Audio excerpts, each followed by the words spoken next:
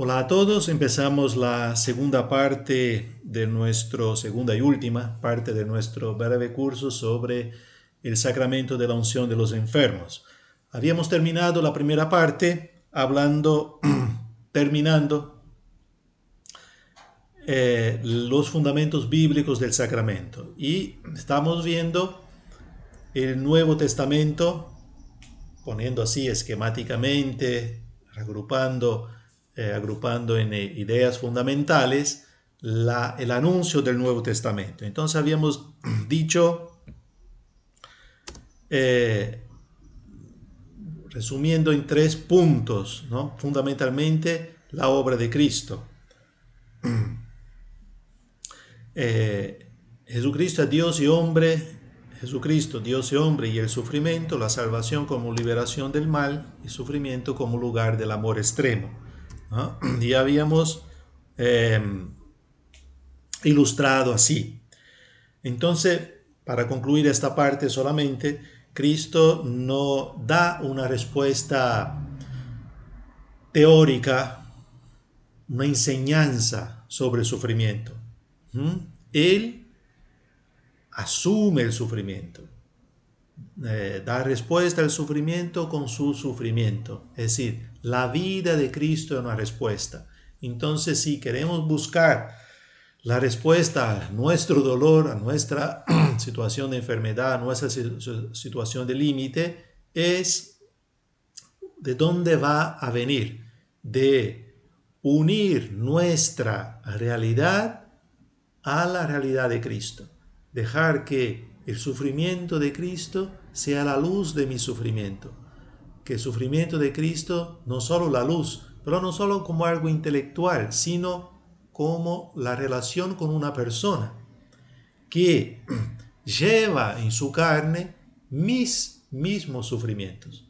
No es extraña a lo que estoy pasando, no es un Dios así que consuela o que al cual pido solamente la sanación, sino que vivo con Él, vivo con Él. Esa es la gran gracia y la respuesta, ¿no?, al sentido.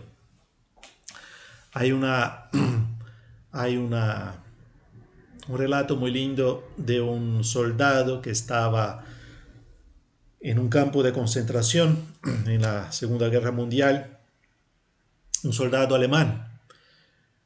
Y él, bueno, veía ese horrible espectáculo de la exterminación de los judíos y esta fila de judíos que iban a ser masacrados, a ser incinerados, y él estaba ahí haciendo la guardia y no podía aceptar, y no podía, adentro de sí, sentía un sufrimiento tan grande y una impotencia tan grande de no poder hacer nada, que no sabía qué hacer.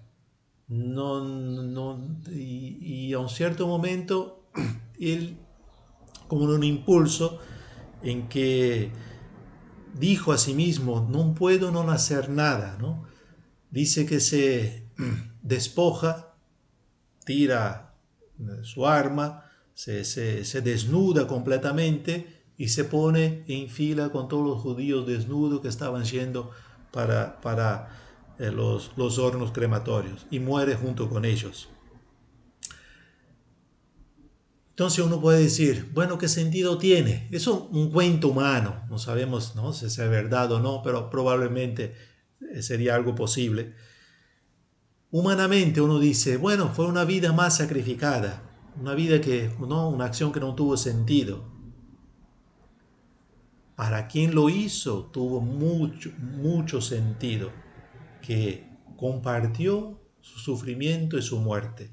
Para quien lo vio y se dio cuenta y aceptó y lo acogió, este hombre que compartió su sufrimiento, cambió también completamente el camino hacia esta muerte, el camino de ese sufrimiento. Dice, Él compartió con nosotros. Eso es solo un ejemplo humano de cómo una actitud así pudiera transformar, ¿no?, el momento de vivir aquel momento dramático. En relación a Dios, no solo murió, sino que la vida triunfó, que la vida salió, como si del horno crematorio salieran vivos. Bueno, es de ahí, no en el sentido humano, porque todos moriremos físicamente, pero en el sentido de mirada existencial. Cuando hablábamos de la parte antropológica, hemos dicho que la enfermedad abre una manera de ser dentro del ser. Y ese es el punto, que la cual, para el creyente, para el cual quien recibe Cristo, abre un nuevo modo de ser dentro del ser que está sufriendo. Bien. Seguimos. Para resumir, entonces, esa era la obra de Cristo. Entonces, Cristo eleva el sufrimiento humano a nivel de redención. Cristo ha abierto el sufrimiento al hombre para que el hombre descubra en él su propio sufrimiento. Bueno, es un poquito lo que estábamos diciendo. En nuestra debilidad se manifiesta el poder de Cristo. Fuertísima las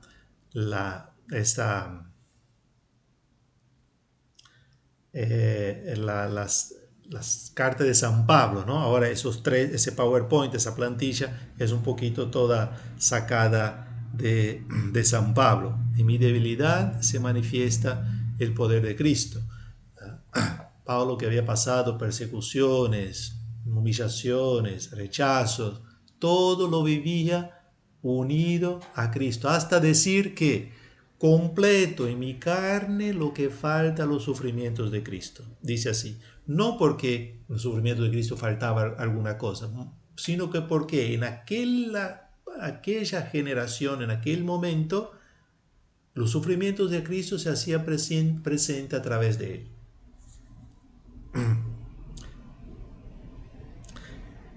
Segundo, hay una gloria contenida en el sufrimiento. Dice expresamente San Pablo, todo es posible por la fuerza del misterio pascual. Poco también decíamos antes, anticipando, ahí en relación al relato del campo de concentración. No se termina en la tumba. No, la enfermedad no es la última palabra. Todo el dolor que en este momento, sin despreciar lo que cada uno sufre, cuando uno sufre todo el dolor posible que está sufriendo, pero la fuerza de la fe, del encuentro con Cristo, está en el misterio pascual, es decir, de pasar con Cristo de la muerte a la vida. Si nos unimos a Cristo en su muerte, también participaremos en su resurrección.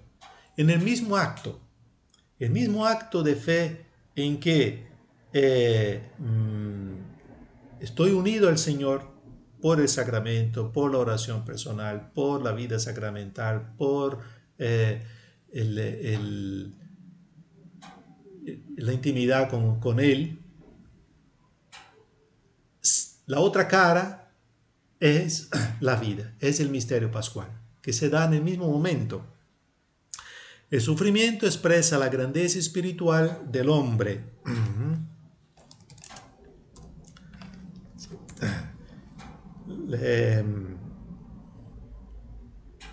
Dice San Pablo, ¿no? Porque fuimos plantados juntamente con Él en la semejanza de su muerte, así también lo seremos en su resurrección. Se ve también una madurez humana, quien vivió el sufrimiento orientado bien, cuando el proceso un poco que hemos visto ahí en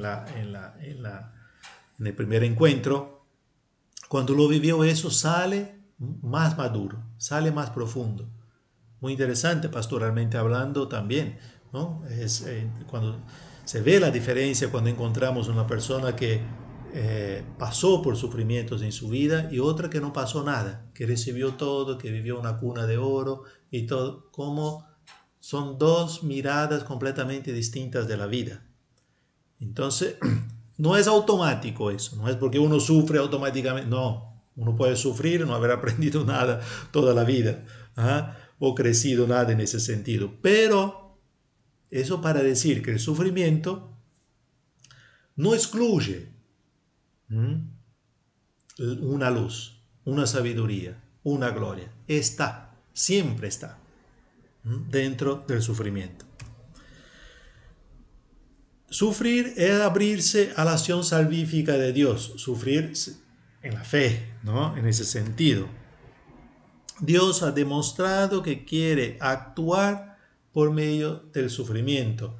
Sentido, toda la obra de Cristo pasó por asumir nuestro sufrimiento, no por descartarlo, no por rechazarlo, no por suprimirlo, como decíamos antes. No fue la intención de Dios sacar el sufrimiento. Por eso cuando preguntamos a Dios, ¿no? O nos revelamos diciendo, eso no me tendría que pasar, es en el fondo no hemos comprendido. O pensamos que porque creemos en Dios, no nos va a pasar nada, ¿no? Y a muchos viven la fe o quieren la fe como si fuera un seguro de vida, como si fuera algo que nos protege absolutamente de todos los accidentes, de todas las enfermedades, de todo lo que los males. No, eso es parte de nuestra naturaleza. El problema es cómo pasarlo. Entonces, el sufrimiento es una puerta que se abre o una puerta que se cierra, en ese sentido. ¿Ah? En la fe es una puerta que se abre. En el sufrimiento se esconde una fuerza particular que acerca interiormente el hombre a Dios. Tal vez hemos dicho de otra manera, se acerca el hombre a Dios, puede llegar al encuentro con Dios personal, pero de alguna manera el sufrimiento esconde una fuerza que empuje al hombre a redimensionarse, a hacerse preguntas, a buscar la verdad, a buscar el sentido, a buscar. Por eso nunca hay que sacar conclusiones inmediatas, ¿no? Del sufrimiento. Parece que estoy sufriendo todo mal, todo oscuro, todo feo, y es eso. No, mira, que que es un camino, y que hay un llamado, y que Dios no abandona ninguno dentro de su sufrimiento, sino que tal vez el momento más propicio, favorable, que estamos más desarmados, más vulnerables, donde Dios se puede acercar. Cuando está lleno de salud, lleno de fuerzas, bueno, sigue sus caminos, tiene sus proyectos, tiene su vida, y a veces cuando eso está un poco en crisis, bueno, ahí Dios tiene esa posibilidad de acercarse a este hombre herido. Bien, todo eso, ¿no? Es lo que da sentido a nuestro estudio, a las bases bíblicas del sacramento. Ahora, no podríamos dejar esa parte bíblica sin hablar de un texto fundamental que sirvió para toda la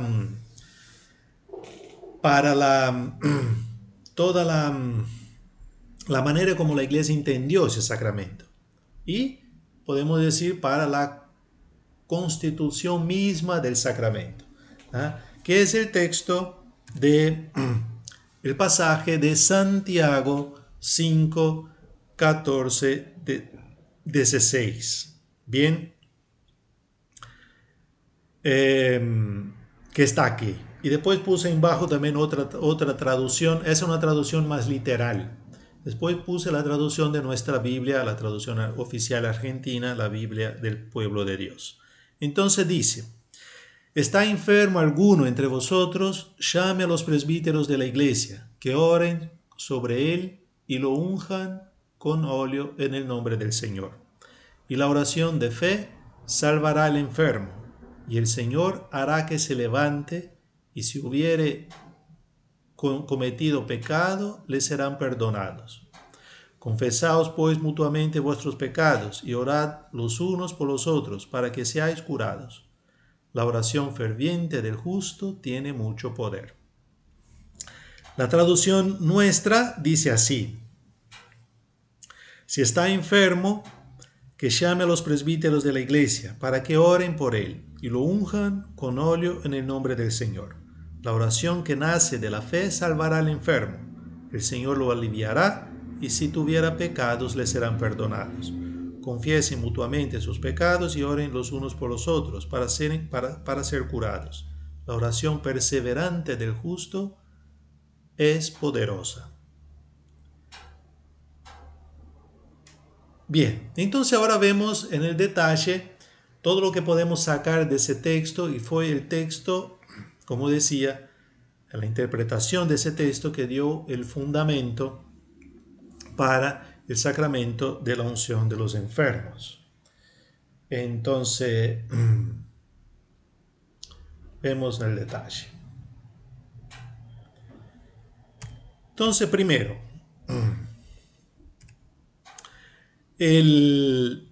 no especifica si se trata de una enfermedad grave o ligera. ¿Por qué decimos eso? Porque después se tenderá cada vez más a interpretar la unción de los enfermos delante de una enfermedad grave, solamente grave.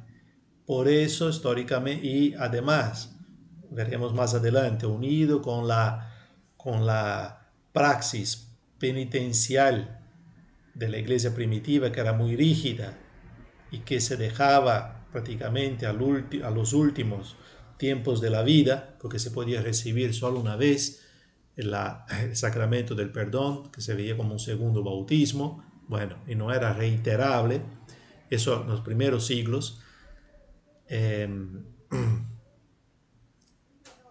Junto con esta vivencia, llamamos así, esta pastoral, la unción de los enfermos también se fue dejando hacia, este momento último, en una enfermedad más grave. Pero el texto de Santiago no especifica.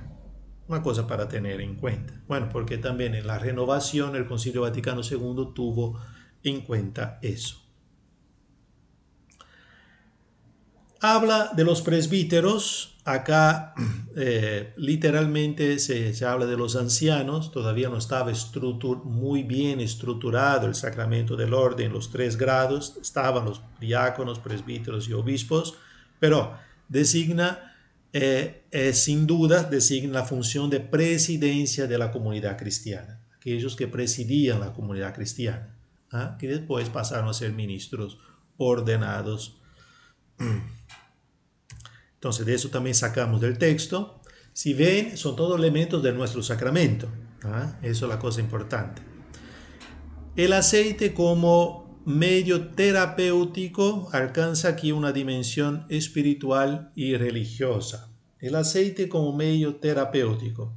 Acá no tenemos mucho tiempo para profundizar, pero el aceite era un medio terapéutico no solamente en aquel tiempo muy usado.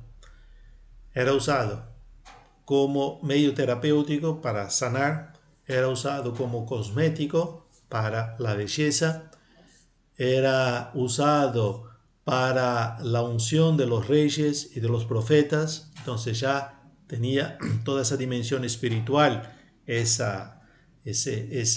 aceite en la escritura para consagrar. Entonces acá se une todos esos aspectos. El aceite es algo que penetra, Entonces, ¿por qué entonces la asunción de este elemento natural alcanza aquí una dimensión espiritual y religiosa, no solo de cura física? Porque después habla de que la finalidad es salvar o curar. o restablecer o resucitar, ¿no? Usa la traducción, la primera traducción usa el verbo levantar, que es resucitar. Pero independientemente usa salvar o curar, ¿no? Como podemos decir, curar el cuerpo, curar el alma, salvar el cuerpo, salvar el espíritu. Restablecer anímicamente, ¿no? Y corporalmente. Hemos dicho, esta mirada unitaria del hombre de cuerpo y espíritu prevalece en la escritura, es prevalente en la escritura. La curación tiene un sentido entonces corporal, espiritual y escatológico. Escatológico en vista, ¿no? de la vida eterna y también en vista del paso al cielo, porque habla de salvar. Acá, entonces el salvar puede ser visto de dos maneras, en el sentido del presente y en relación a la vida, ¿no? futura, eterna. Y otra consecuencia, otro efecto del sacramento es el perdón de los pecados. ¿Eh? El perdón de los pecados. Entonces acá se ve el efecto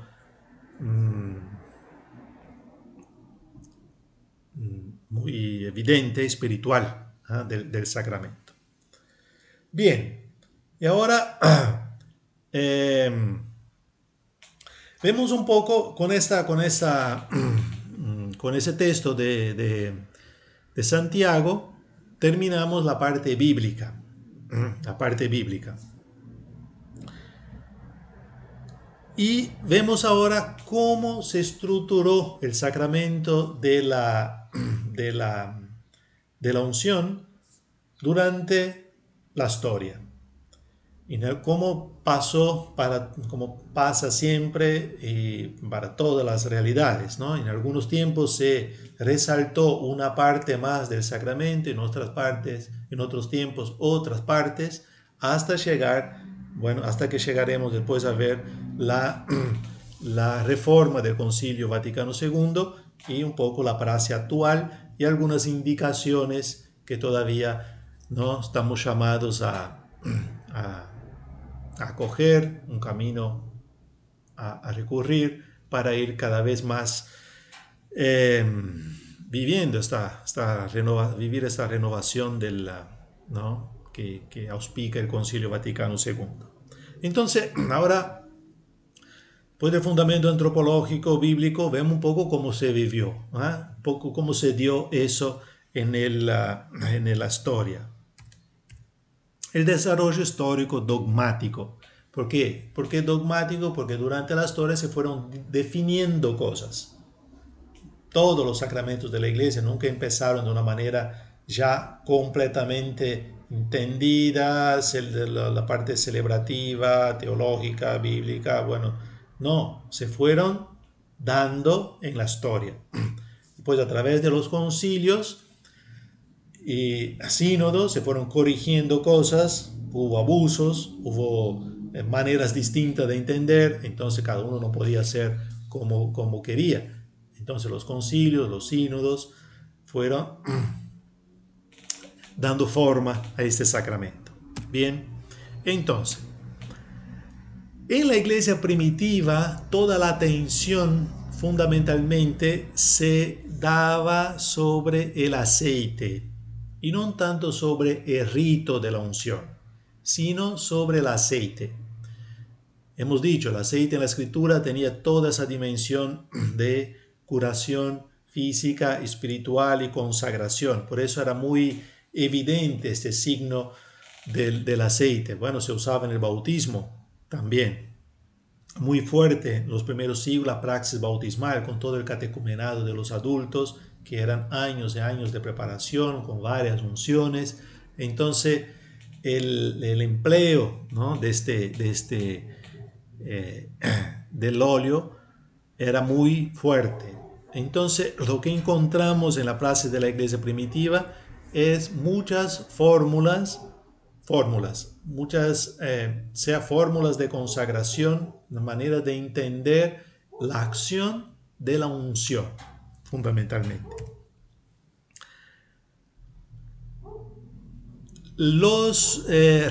Quien podía recibir la unción eran todos los enfermos.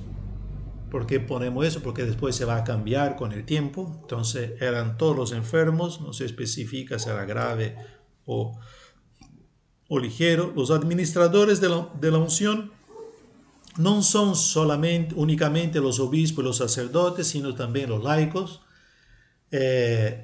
Los laicos podían ungir también a otros enfermos. Vamos a ver que eso cambió, ¿no? Con el Concilio de Trento fundamentalmente. Solamente el sacerdote, y también hoy, solamente el sacerdote puede celebrar este sacramento, ungir a los enfermos. Hay muchos testimonios de la iglesia primitiva que también dice el enfermo mismo podía ungir a él mismo. El enfermo se podía ungirse a sí mismo. Entonces era bastante libre en ese sentido, ¿no? En cuanto al efecto, las oraciones invocan una salvación integral que incluye tanto la dimensión física como la dimensión espiritual. Entonces ustedes ven, en la iglesia primitiva estamos muy cerca del dato bíblico, ¿no? De lo que hemos visto en la carta de Santiago. Entonces acá también las oraciones que hace sobre la consagración del aceite, la invocación de la bendición de Dios sobre el aceite, el poder que se atribuía a este aceite, es la salvación integral del hombre. Entonces se pedía, ¿no?, las dos dimensiones. Eso porque después también se acentuó más la parte, la curación física y menos la espiritual. No aparece la unción de los enfermos como una preparación inmediata a la muerte. Eso va a aparecer en la iglesia primitiva, hemos dicho. Después se va a unir a la praxis penitencial, donde se confesaba y se daba la unción.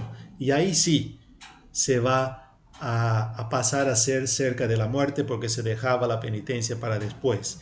Pero no aparece inmediatamente en la preparación inmediata a la muerte.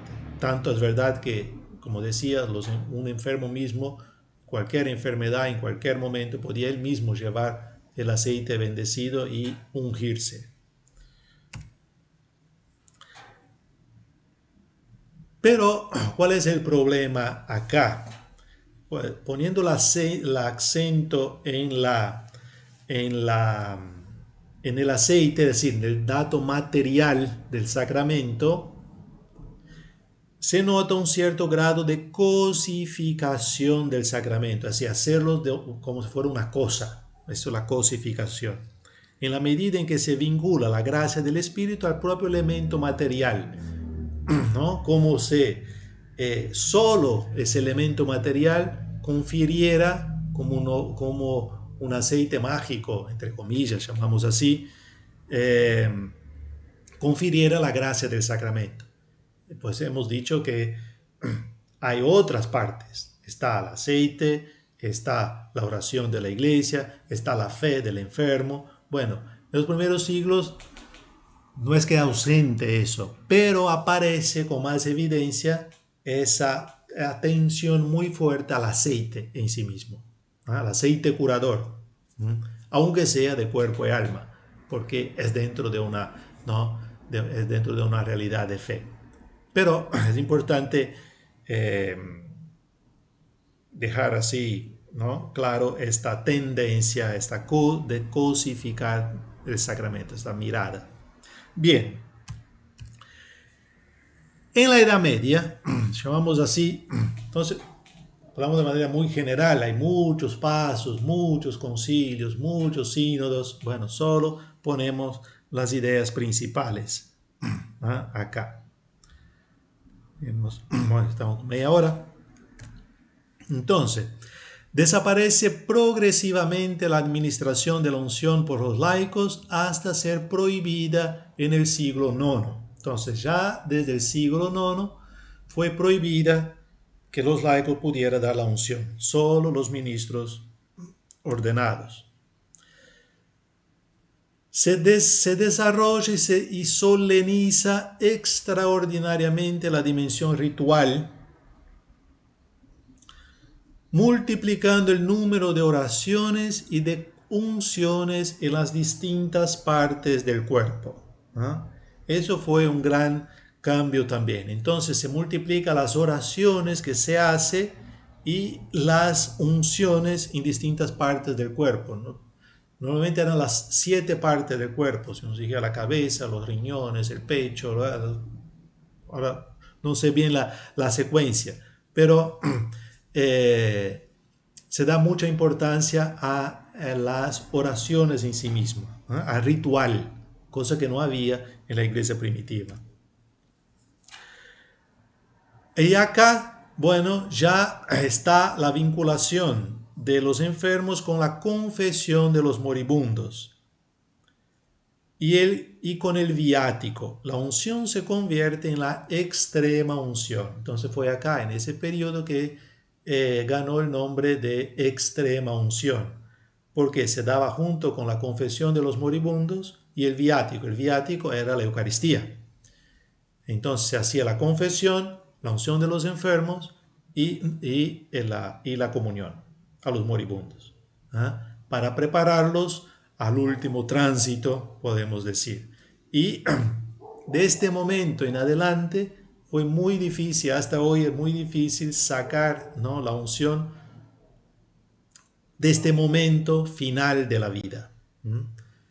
Tanto, bueno, que queda en la mentalidad común, ¿no?, a extrema unción.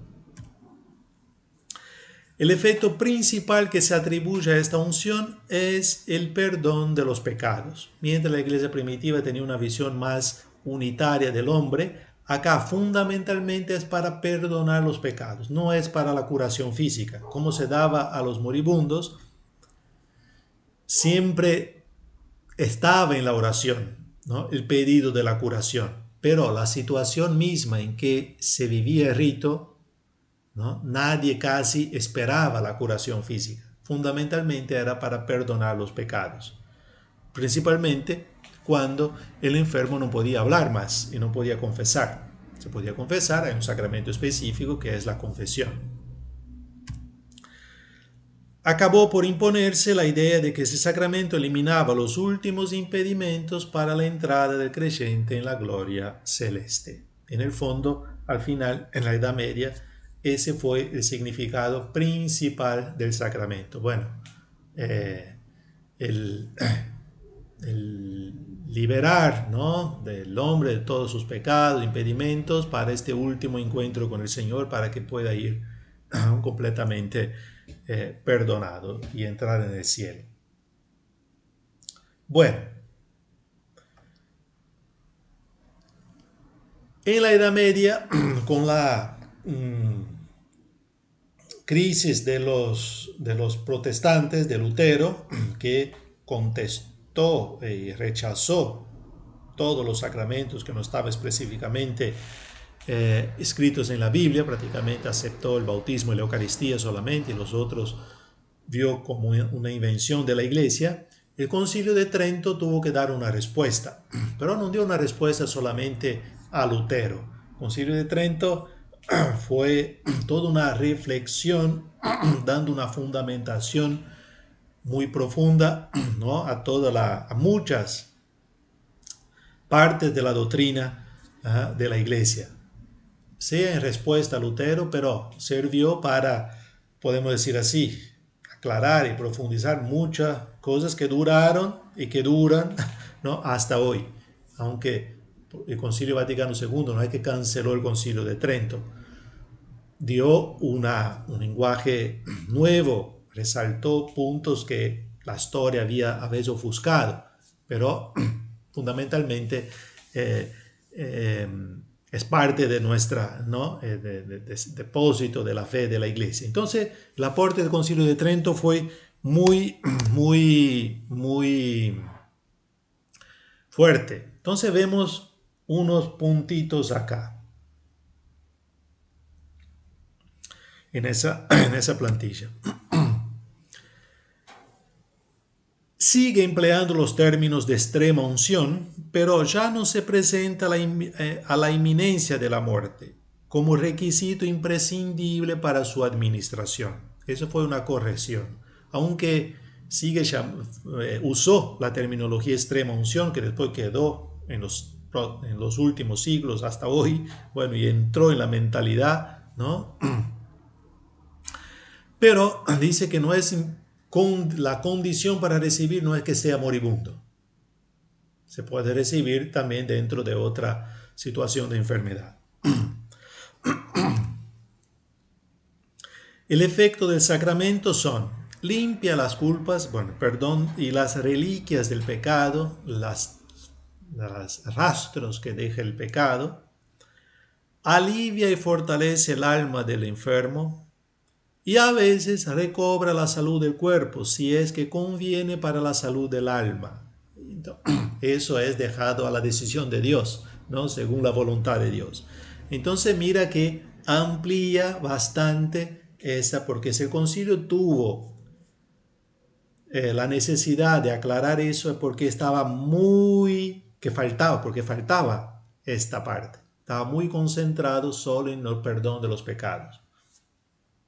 Saben que las palabras de los concilios son todas pesadas, pensadas, discutidas y aprobadas palabra por palabra. Entonces las que están era porque era necesario. Entonces, fortalece el enfermo, da fortaleza al enfermo y si es de la voluntad de Dios, recobra la salud. Es también para la salud. Perdón del pecado, fortaleza, salud. Delante de la acusación de Lutero lo que afirma el Canon 3 no es la identidad, sino la no contradicción entre la praxis sacramental entonces vigente y el texto de Santiago. Bueno, acá, atrás de esa afirmación hay toda una... habría que leer toda la parte histórica y de la contestación principalmente de Lutero, que dice que el texto de Santiago, por supuesto, no proclama absolutamente un sacramento. Es solo, ¿no?, la descripción de una praxis bíblica de aquel entonces. Entonces el concilio afirma que no hay contradicción en lo que la iglesia está haciendo con el texto de Santiago, porque Lutero hacía transparecer eso, teniendo en cuenta la praxis que había vivido él. Después del concilio tuvo entonces que reformar un poquito. En la época post-tridentina, es decir, después del concilio, se mantiene la tendencia hacia esta escatologización del sacramento que viene a reducirlo a una consagración para la muerte. Aunque el concilio dijo que no era imprescindible, ¿no?, la inminencia de la muerte para administrarlo, pero siguió fundamentalmente administrando ese sacramento en este momento extremo, llamamos así, de la vida, ¿no?, como una consagración para la muerte, dicho medio feo así, o como una preparación para el encuentro con Dios. Bien, esto llegó hasta nuestros días, hasta el Concilio de Vaticano II. Entonces vemos ahora el aporte del Concilio Vaticano II y un poco los desafíos que tenemos adelante, ¿no?, para vivir lo que el concilio nos indica. Un texto fundamental dice, en la Lumen Gentium 11, una de las constituciones principales del concilio: con la unción de los enfermos y la oración de los presbíteros, toda la iglesia encomienda a los enfermos al Señor, paciente y glorificado, para que los alivie y los salve. E incluso les exhorta a que, asociándose voluntariamente a la pasión y muerte de Cristo, contribuyan así al bien del pueblo de Dios. como termina muy parecido con sea la misión de Cristo, ¿no? El siervo de Yahvé, muy bíblico, ¿no? Como una vuelta a las fuentes, fuertísima, del Concilio Vaticano II.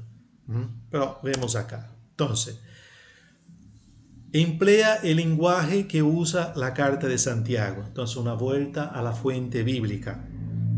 Entonces, oración de los presbíteros, la iglesia, la carta de Santiago habla de la confesión mutua y que habría la oración del justo, salva, tiene poder. Bueno, acá cumplir en la iglesia, ¿eh? Para que alivie y salve. También en una mirada de cuerpo y alma, no dice solo perdón de los pecados, solo la curación física, no, todo el hombre. Y después la referencia específica al misterio pascual, a la misterio de muerte y de vida de Jesucristo. El segundo, toda la iglesia ha de implicarse activamente en el sacramento de los enfermos. Hoy también, como hablábamos de la praxis individual del sacramento de la confesión, mucho más fuerte es la manera individual en que se recibe el sacramento de los enfermos, porque todavía se da cuando ya no hay una participación dentro del pueblo de Dios, aunque la enfermedad sigue siendo algo sensible para el pueblo, principalmente cuando un miembro está enfermo, está bastante suscita dentro de la comunidad una reacción, especialmente cuando es alguien conocido. Entonces piden que reza una misa, alguien pide que se lleve la unción. Bueno, entonces hay una sensibilidad, ¿no?, a la enfermedad del enfermo. Pero ¿cómo vivirlo? ¿No? ¿Cómo celebrar este momento de enfermedad unido a la fe? Eso es el punto.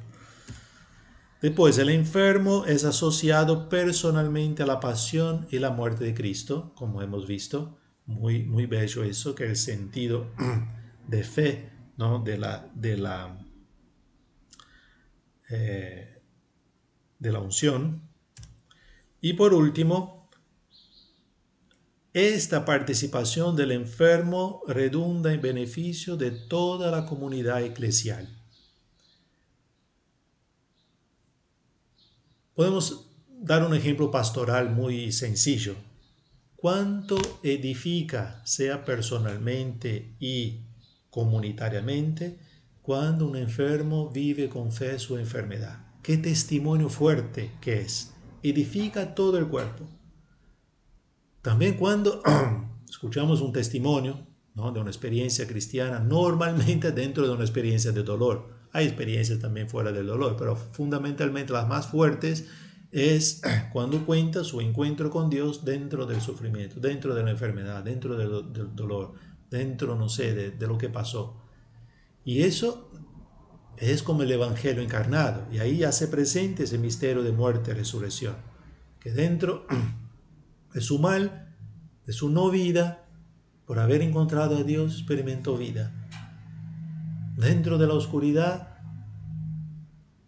por haber encontrado la luz, su vida se fue transformada. Entonces, el concilio, ¿no?, pone resalta muy fuerte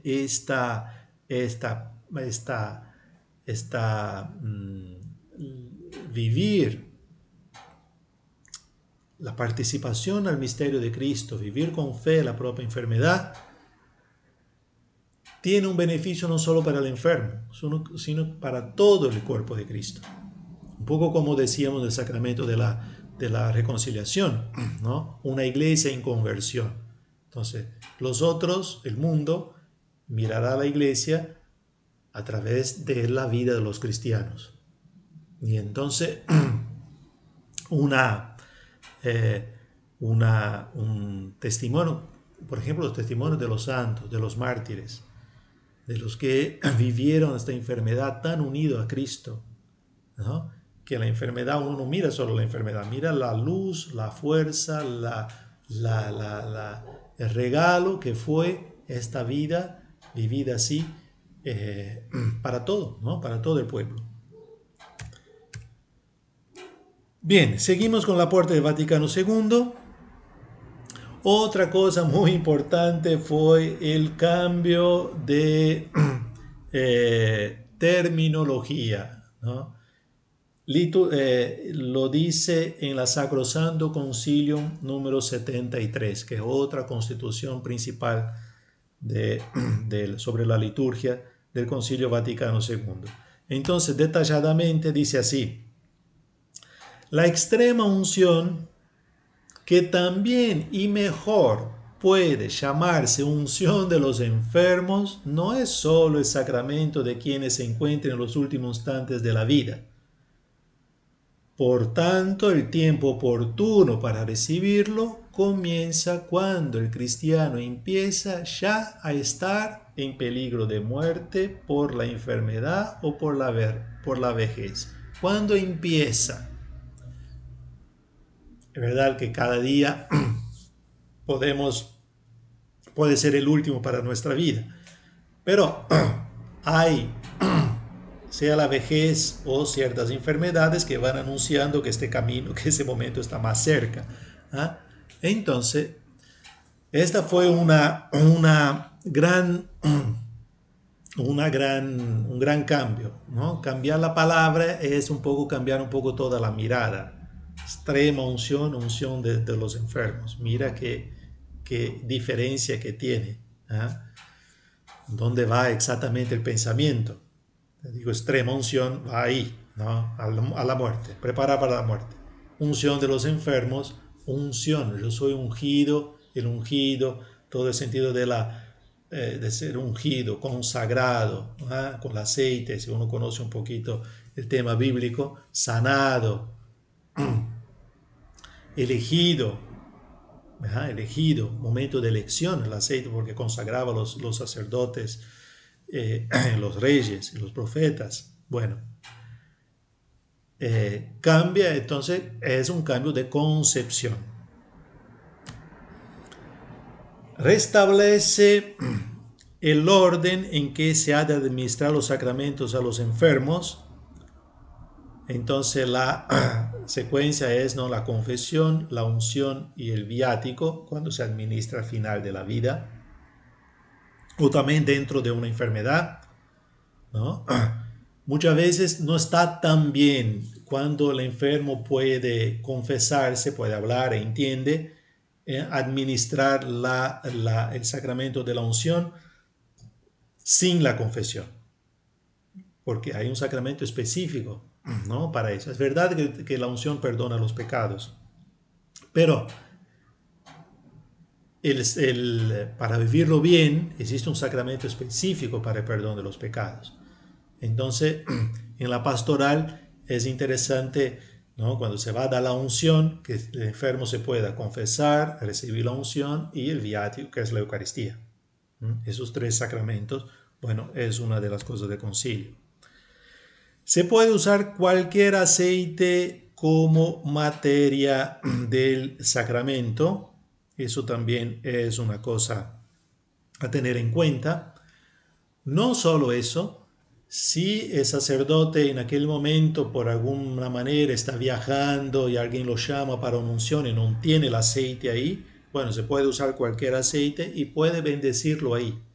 Ustedes saben que el aceite es bendecido por el obispo en el Jueves Santo. El aceite para el crisma, el aceite para la unción de los enfermos y aceite para la unción de los catecúmenos, para el bautismo.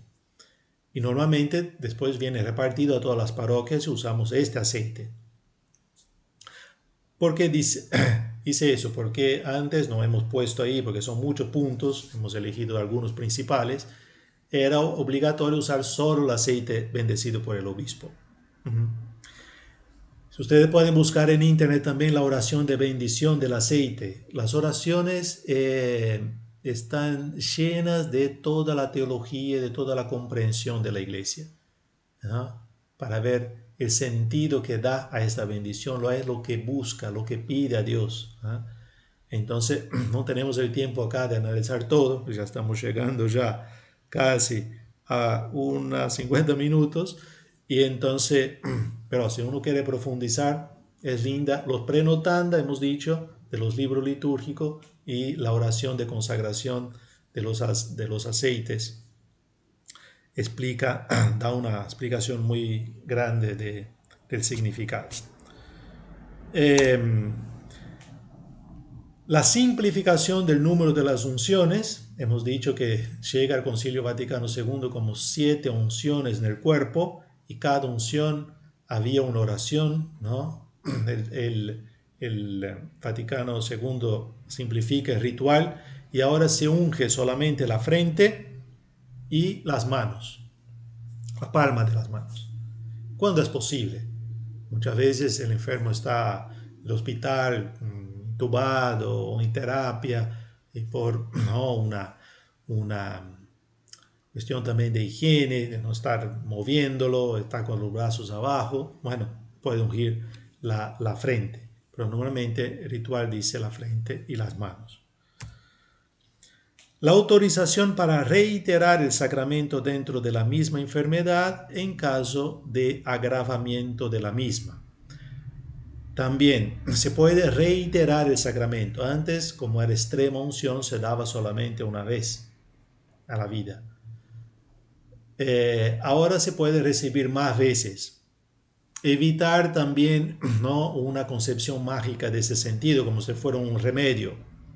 Entonces, si hay un agravamiento de la misma enfermedad, recibió la unción, tuvo una mejora, pasó un tiempo y volvió a empeorar otra vez, bueno, se puede recibir la unción otra vez.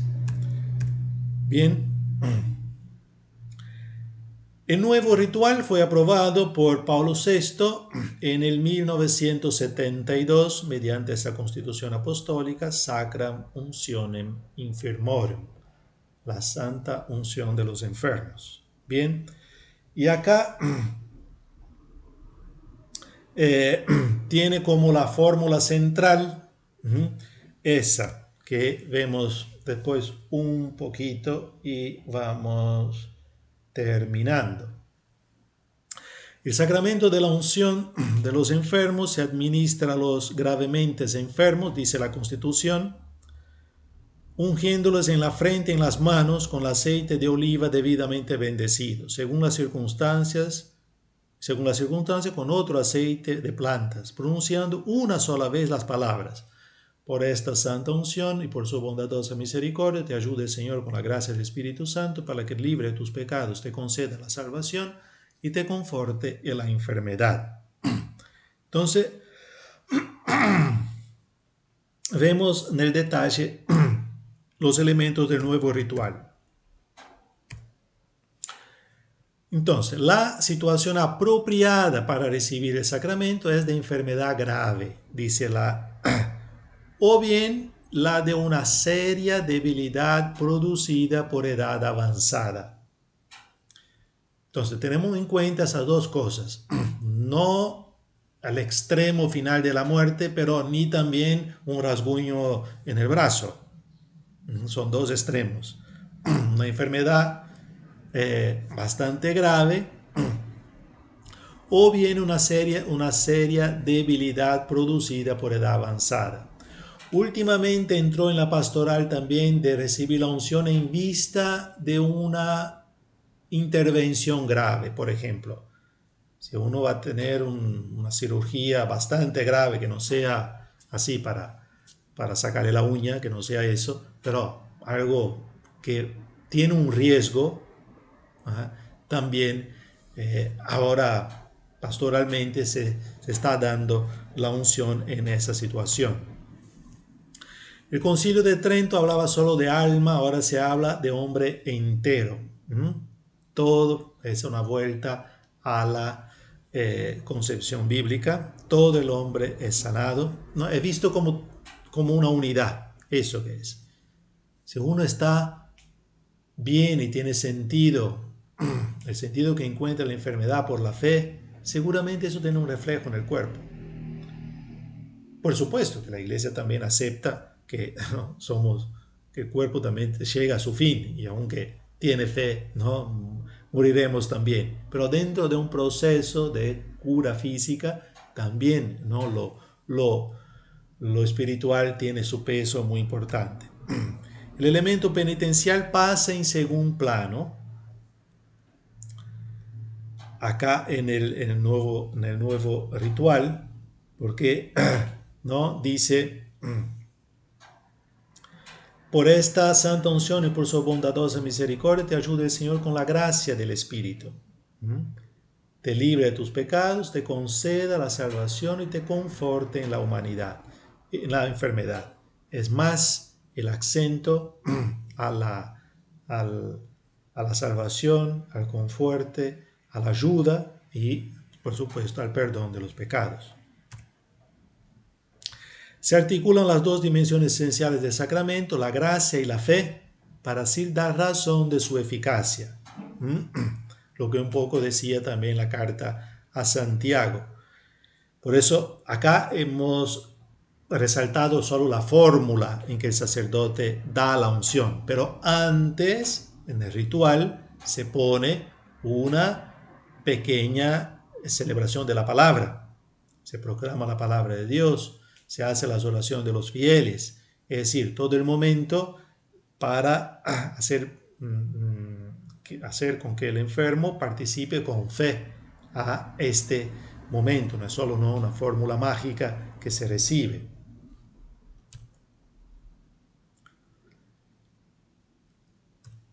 Bien, y con eso terminamos esta parte del desarrollo histórico y dogmático. Y la última parte, más que nada, hablamos de solamente unas conclusiones y unas perspectivas pastorales. Y concluimos.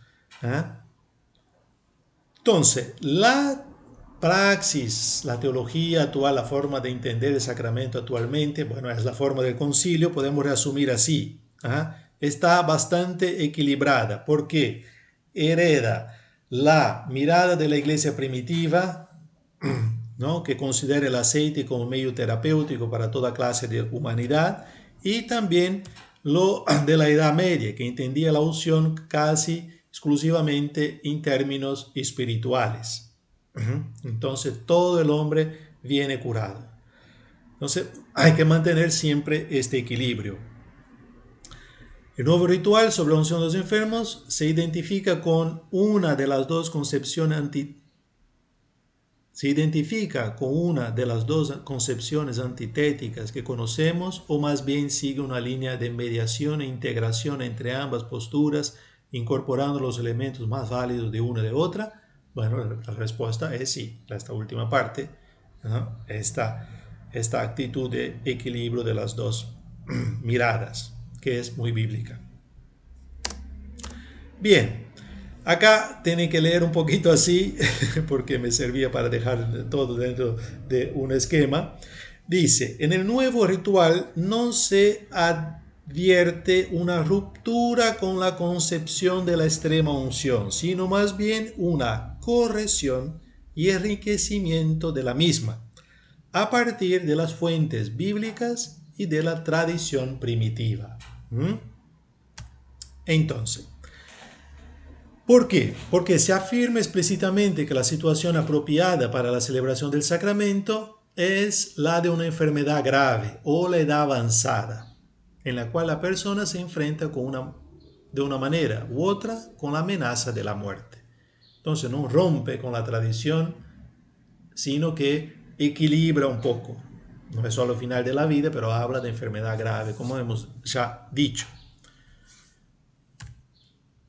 Al mismo tiempo se afirma la conexión con el perdón de los pecados que se viene manteniendo desde la Carta de Santiago, la cual se mantiene como un punto de referencia fundamental para la comprensión del sacramento. Bueno, hemos ya dicho, queda acá grabadito.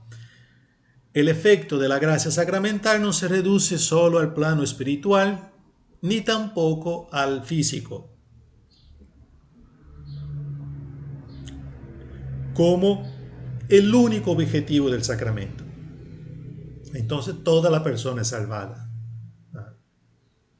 No solo físico ni solo espiritual, las dos cosas.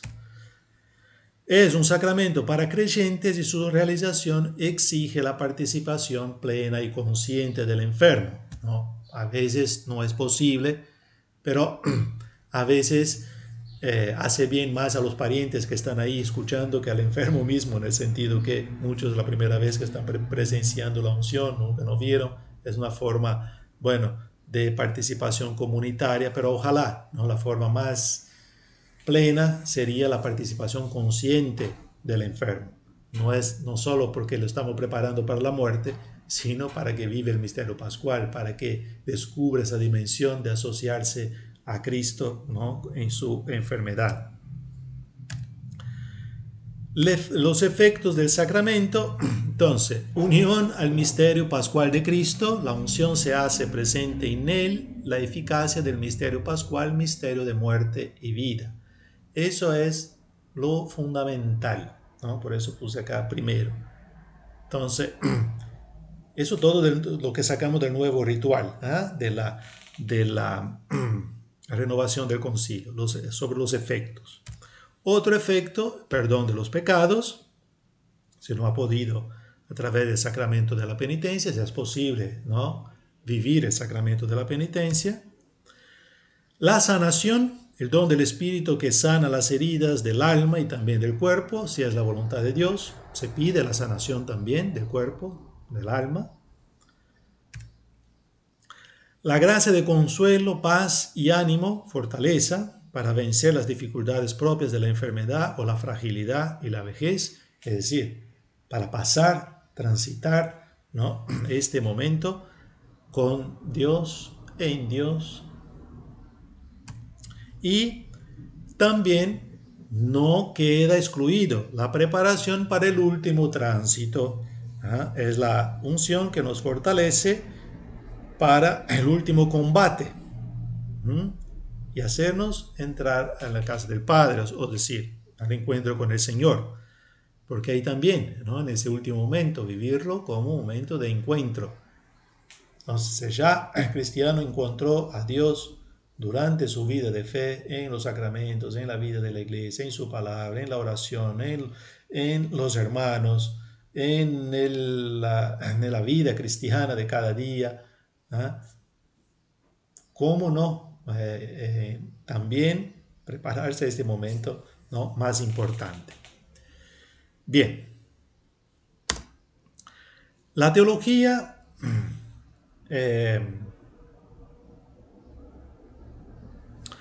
tiende hoy a comprender el efecto del sacramento desde la unidad de la persona humana y desde la integralidad de la salvación cristiana, sin separar los aspectos físicos somáticos, ¿ah? De los psíquicos espirituales o de los sociales eclesiales. Una persona salvada es salvada y se refleja en todos los ámbitos, en su vida, en sus relaciones con el mundo, con el trabajo, con la familia, con la iglesia, ¿no? Un cristiano es cristiano, si es de ahí, si es desde adentro, se manifiesta en todas sus relaciones, que se da a través de su cuerpo, que se da a través de su psique, de lo que piensa, de lo que decide, de lo que interpreta. Entonces, como la fe forma, impregna, llamamos así, todas las dimensiones del ser humano. Listo, 2 plantillas más sobre algunas 10 pistas para renovar la unción en nuestras parroquias. ¿Ah? Muchas cosas ya hemos dicho, ya se intuyeron, pero dejamos acá como grabaditas, escritas y así podamos volver a verlas. Entonces, son acá. Bueno, plantearse en serio la recuperación de la unción. Es decir, no dejar seguir con siempre la misma mentalidad, bueno, cuando está enfermo, eso para los enfermos, cuando están mal. No, plantearse en serio cómo podemos recuperar ese sentido hermoso, pienso de haber transmitido, ¿no? Que nos da la revelación sobre el sufrimiento, sobre la enfermedad, sobre cómo vivir esta realidad. Tener una visión clara del sacramento. Espero también que este curso pueda ayudar a eso, a vivir a tener, para poder transformar una cosa, renovar una cosa, tenemos que entender bien. Eso es solo un pantallazo que hemos dicho. Ajá. Como he dicho, cada punto hay muchísimas publicaciones que podemos profundizar. Comprometer a toda la comunidad en la atención de los enfermos, hay ya muchas cosas se está haciendo, ¿no?, en ese sentido. Tal vez la Jornada Mundial de los Enfermos, hay toda una pastoral de la salud, hay una sensibilidad muy fuerte en ese sentido. Acá en Puerto Madryn hay, por ejemplo, el Cuenco de Luz que acompaña a los enfermos terminales, y siempre durante el año alguna vez se hacen celebraciones comunitarias para presentar esta atención de toda la comunidad a esa realidad de los enfermos. Pero se puede hacer siempre más. ¿Eso qué es? Educar para enfrentar la enfermedad no es algo así ¿no? Muchas veces uno no enfrenta este tema por miedo de no encontrar respuestas, por miedo de quedar solo en su angustia y sin nada más. No, es una realidad inherente, es parte de la vida humana, hemos dicho. No podríamos ser humanos sin esta parte de enfermedad, porque ser humano significa limitados, frágiles y que tenemos un tiempo acá. Ajá. Todo ser biológico desgasta en ese sentido. Asumir esta realidad y darle una dimensión, una profundidad nueva. Acompañar a cada enfermo en el proceso de su enfermedad. El acompañamiento, bueno, muy ligada a comprometer la comunidad. Están las pastorales, un poco que hacen eso, pero de alguna manera hacer presente esa situación. Mira, este hermano está siendo acompañado, es muy lindo saber que hay una atención a eso. Número 6, son 10. Pues terminamos. Promover un cambio de mentalidad en el pueblo de Dios acerca de la unción. Eso en muchos lados todavía falta. Todavía quedaron en la extrema unción, ¿no? Muchos quedaron antes del Concilio de Trento. Entonces, promover este cambio de mentalidad que no es un anuncio de muerte, sino que es para la vida, que es para vivir esta unión con Dios que nos hace participar de su victoria pascual, ¿no? Fundamentalmente. Entonces, ver todo el positivo de esta parte, un cambio de mentalidad. Eso va a seguir siempre, no es una tarea nunca concluida. Pero para eso, a veces si se hace alguna parroquia, por ejemplo, en la Jornada Mundial de los Enfermos, una unción comunitaria. Tiene su pro y su contra, porque, bueno, normalmente se da la indicación a los mayores de 60, 70, no sé, con 70, pero hoy, aún con toda la evolución humana, a veces con 70 años uno está re bien, pero para un poco desdramatizar, ¿no?, que se puede recibir la unción, y muchas parroquias hay esta praxis de la unción comunitaria. No puede ser una cosa constante, pero hace bien hacer cada tanto para transmitir este mensaje. Dice, no es para la hora de la muerte, es para la vida, ¿no? Para la vida, a la cual la enfermedad llega, para vivir este momento de la vida de debilidad física y espiritual. Preparar con esmero y celebrar con gozo el sacramento de la unción. Eso también, ¿no? Cuando hay la posibilidad que la familia esté reunida, prepararla bien, con calma, dar una palabra, ¿no?, un sentido de fe de este momento muy, muy delicado, ¿no?, y sensible que están viviendo. Promover y cuidar la celebración comunitaria de la unción. Bueno, lo que habíamos dicho ya antes, no me acordaba que estaba acá. Y la novena, integrar a los enfermos en la vida de la comunidad. de alguna manera ahora tenemos, ¿no? Con esta pandemia, tal vez a través de los medios, para los, principalmente los que están acá, que no pueden estar presentes físicamente, poder tener una oración para ellos. No digo siempre que todo sea orientado a los enfermos, pero una atención cuando celebramos la misa por la salud, ¿ah? Se puede decir un poquito más cómo está la salud de este enfermo. Sí, el enfermo quiere también, siempre de acuerdo, ¿no? Para que la comunidad pueda también vivir junto con él esta misma realidad, ¿no? Y él saber que tiene una comunidad atrás. Y la última, cuidar a los que atiende a los enfermos en nombre de la comunidad. Acá también toda la realidad de la pastoral de la salud, que hay que cuidar a los que atienden. Normalmente en cada parroquia tiene un referente, acá en la ciudad tenemos a nivel de ciudad.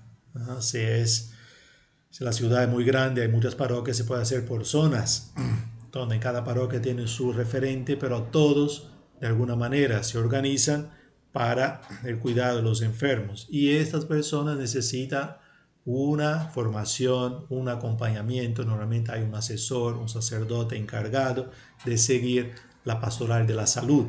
Acá en Argentina, bueno, estamos organizados por ciudad, después por a nivel regional y nacional, ¿no? Entonces hay mucho material de formación, de sostén en ese sentido. Bueno, entonces con eso hemos terminado nuestro curso. Esperamos que pueda ser, ¿no?, de ayuda personal y también comunitaria dentro de la iglesia para quien hace algún servicio, tiene algún ministerio para la formación de los diáconos, de los laicos, y que pueda este tiempo perdido, entre comillas, invertido en la formación, volver, ¿no?, a beneficio de todos.